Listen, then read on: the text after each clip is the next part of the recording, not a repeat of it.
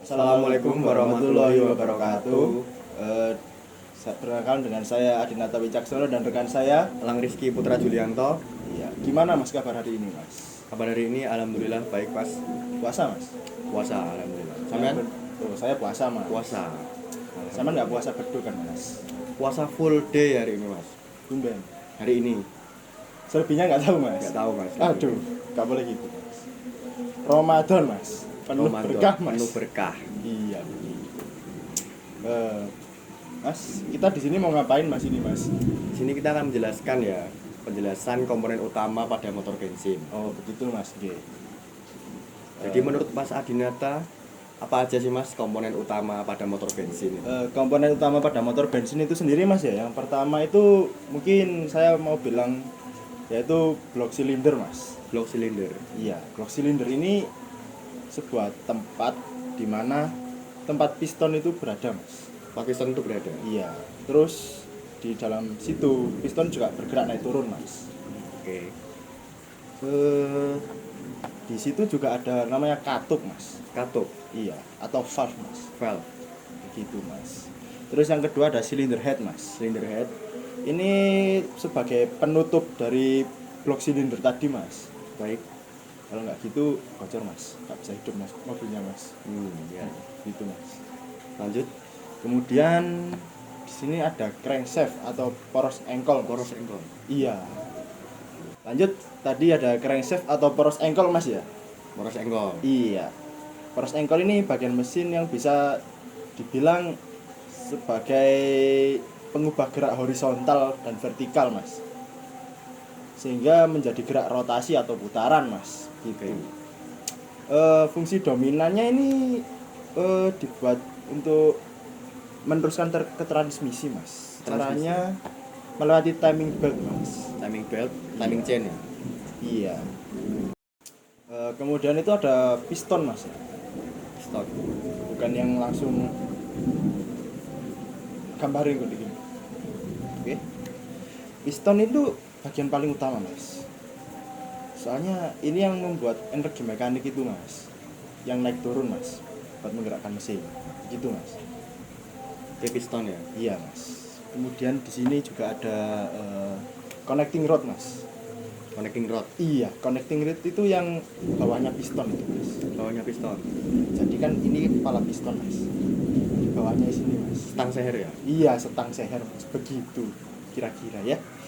Ini fungsinya ini sangat krusial, Mas. Sangat krusial. Iya, Mas. Betul sekali. Ini berfungsi untuk mengubah gerakan linear naik turun piston, Mas. Menjadi gerakan rotasi ke poros engkol, Mas. Begitu. Kemudian ada flywheel. Flywheel ini berfungsi untuk melepaskan energi beban mekanik, Mas. Oke. Pemasangan di flywheel ini juga sebagai tempat pemasangan komponen lain, Mas, seperti kopling itu juga bisa, Mas. Oke. Kemudian ada camshaft, Mas. Camshaft. Iya, betul. Camshaft ini biasanya juga disebut poros knob, Mas, atau Poros poros knob. penghubung. Ini fungsinya itu mengontrol pembukaan dan penutupan valve, Mas, atau katup, Mas. Kalau nggak tahu katup, klep. Klep. Nah, singkatnya Valve. klep, Mas. Iya, katup valve, Mas. Betul sekali, Mas Elang. Dan yang terakhir itu ada valve sendiri, Mas. Ini sebagai tempat mengatur aliran fluidanya, Mas. Bisa udaranya yang masuk, yang keluar. Itu sih, Mas. Udara, Mas. Gitu. Di sini juga ada intake valve atau valve yang buat masuk udara dan outtake valve, Mas, buat keluar. Exhaust valve. Iya, betul sekali. Exhaust valve. Iya. Mungkin itu, Mas, ya, kalau komponen utama sendiri. Oke, kemudian ada yang disebut kondisi kerja komponen, Mas. Itu menurut Mas Elang gimana itu, Mas? Mungkin menurut saya kondisi kerja ideal motor bensin tercapai saat suplai campuran udara dan bahan bakar tepat, kompresinya optimal, serta pengapiannya yang akurat, Mas. Kalau misalnya dari pengapian yang tidak akurat itu gimana mas nanti mas? Kalau yang tidak akurat mungkin komponen seperti piston, ring piston, katup, poros engkol, dan bantalan tidak beroperasi dengan lancar mas, atau tidak akurat. Begitu mas.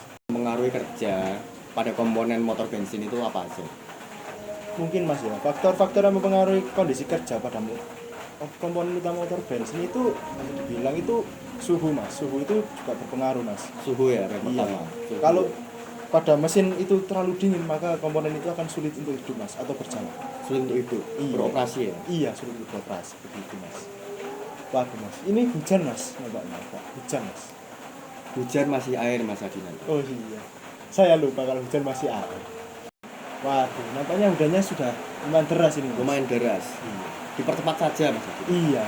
Di sini ada ini mas ya, dampak yang dihasilkan oleh komponen utama tidak optimal itu gimana mas?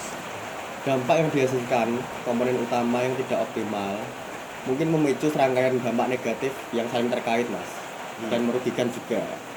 Mungkin itu responnya juga ikut mas ya, respon kendaraannya. Ikut merespon kendaraan. Terus mungkin kalau kerusakan pada silinder head itu gimana mas nanti jadinya mas? Kerusakan pada silinder head mengakibatkan mas kebocoran kompresi yang sampai penurunannya tenaga mesin. Begitu mas. Masnya pernah mengalami mas? Kalau saya belum pernah mas. Mau nyoba nggak mas? Jangan mas, jangan sampai ya. Iya. Wah, nampaknya sudah tambah deras mas ya. Mungkin kita tutup saja mas. Gimana? Kita cukupkan saja. Iya. Takutnya kehujanan nanti. Betul. Sekian mungkin yang bisa kita sampaikan. Kurang lebihnya mohon maaf. Assalamualaikum warahmatullahi wabarakatuh.